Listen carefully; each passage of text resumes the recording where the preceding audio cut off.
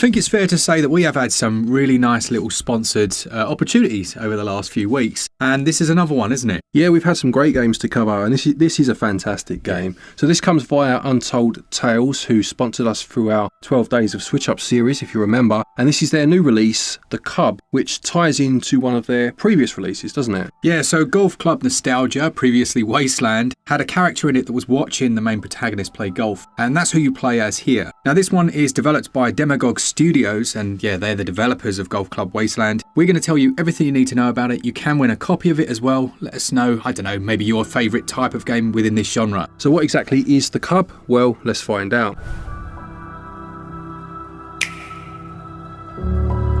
The narrative starts out where you're introduced to the Cub, who is, unsurprisingly with a name like that, raised by wolves in this post-apocalypse. Now it starts by telling us how humanity basically wiped itself out with conflict and then fled to Mars to start a new life. And then you're introduced to the Cub. He emerges, only for a few years later, a few humans to reappear, start playing golf, which is a bit random, but also start to corrupt the planet again. Yeah, so as far as I could pick up, these golfers, they didn't realise there was still life on Earth, did they? They thought that the Earth had basically died, and they went back there and were surprised to find, obviously, this young lad. And it has inspiration from things like the Jungle Book, to the point where it references it. At one point you actually find a copy of Rudyard Kipling's The Jungle Book as one of the collectibles, which I thought was great, you know? Yeah, it does that lovely thing as well where it makes it feel like there's pockets of life from the past that you kind of almost vicariously peering in on, you know? Like where you see the TV screens as one of the collectibles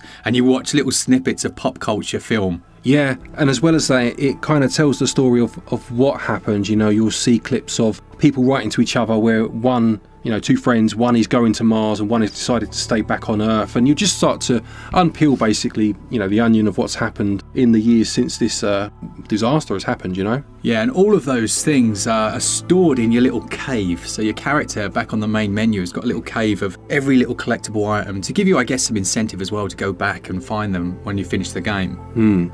In terms of the gameplay itself, it reminded me very much of something like Limbo, you know, in terms of moving through the levels left to right, right to left sometimes, but you constantly having some sort of hazard that you need to overcome, be it a creature of some description or, you know, a gap that you may fall through, or spikes. There's always something that's trying to get you. Yeah, and it seems like it's introducing progressively more and more mechanics as you go on. It doesn't seem to rest on its laurels too much. Now, obviously there are certain elements that you will see again, like pushing blocks, jumping up to different platforms. Yeah. But the way it does that changes. Like one scene saw Glen basically scrambling up a train that was hanging over the edge of a cliff whilst being chased by someone. That was very cool. Yeah, absolutely. So you start off with a slide move and the ability to push blocks, and then as you go on you'll start to gain a few more, you know, powers, if you like, of being able to dash, so you can now smash through objects as opposed to having to jump over them at times. And it's a, you know, a combination of these moves will start to get you through levels, and it's not always dictated to you what you have to do. There will be times where you know, a certain move will be best or warranted or needed, but other times, you know, a combination of them will get you through, and I liked that. It allowed the game to flow. Yeah, it was nice actually just watching Glen play through one section again where he's going through a train on one of his playthroughs, and then he died and went back and he's going over the top of the train. Just having a bit of freedom there makes a big difference. And I would say there are very few unfair occasions. We thought we'd hit one where he pushed a block and like fell through the ground, and we were like, well, that's not very good, doesn't give you much warning. But actually, you know, it's all built into the game. It was absolutely, you were meant to fall through, and you obviously landed in the next area.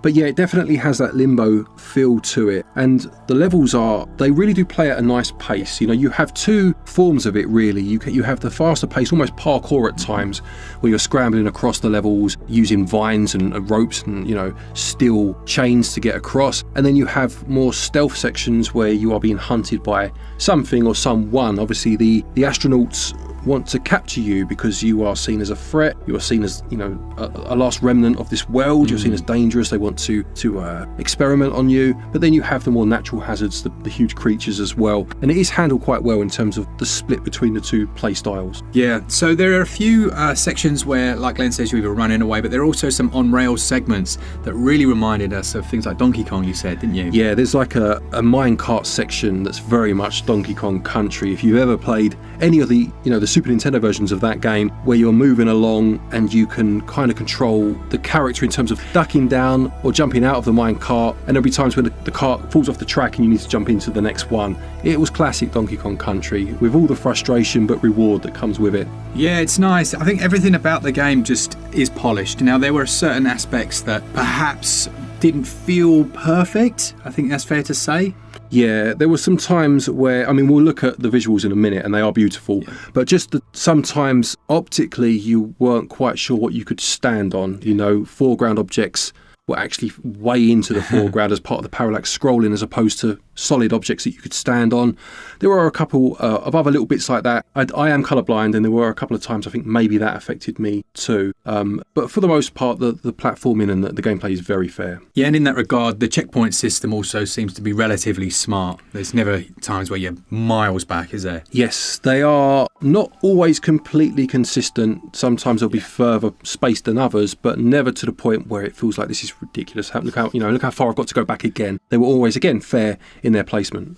There isn't, from what we've seen so far, combat. So this is very much you're vulnerable, in air quotes, but very athletic and able to dodge and things. But the character does seem to have quite a good bit of humour to them as well. There's a bit of storytelling in their actions, the way they interact with those humans that have returned to Earth. Yeah, I mean, your character, I mean, they do speak, or the cutscenes are voiced by the character at times, so they're obviously articulate, but in terms of the movement and the way they interact with the environment, they feel quite feral. And that comes across in the way that you...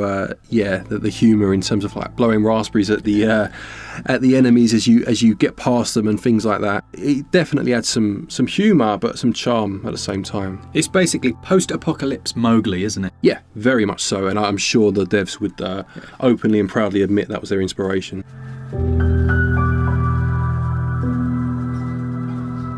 So on the subject of the beautiful visual style, I think artistically this looks stunning. It really does. It reminded me, now I'll be honest, I'm not big into manga, but if you were to ask me what would a post-apocalyptic manga style look like, I would point towards this game. You know, in terms of the backgrounds, in terms of the dilapidated buildings, the growth of forestation and things like that, it really does remind me of something like that. Yeah, there are a lot of animes which actually do look like this, you know. Yeah. It definitely has aspects of that. It just looks like care has been taken, and in a world of AI generation, it looks like someone has sat down with a pen and a paper and some ink and drawn this and painted it. Yeah, and even the backgrounds tell a story at times, because you're moving to a new area where there's a ruin of some sort of building in the background, like a corporate building, you know, and then you'll pick up a note talking about this particular building and almost like their part in perhaps what happened. Without it being explicit, it may mention, you know, they thought they devised a cure for something, but it started to cause side effects, you know, and suddenly you'll see this building in the background. Very clever storytelling. Absolutely, yeah. That, like you say, that environmental storytelling is just constant. There was another section I saw about like they'd obviously developed this new type of battery, and then there's like a signpost for it, but that's like all dilapidated and run down, so something went wrong there. Yeah, you're just piecing it together as you move through, aren't you? Yeah, and whether the game gives you definitive answers or not, I don't think really matters. No. It's just about that journey and you picking up on the cues as you go along, and it really does work very well.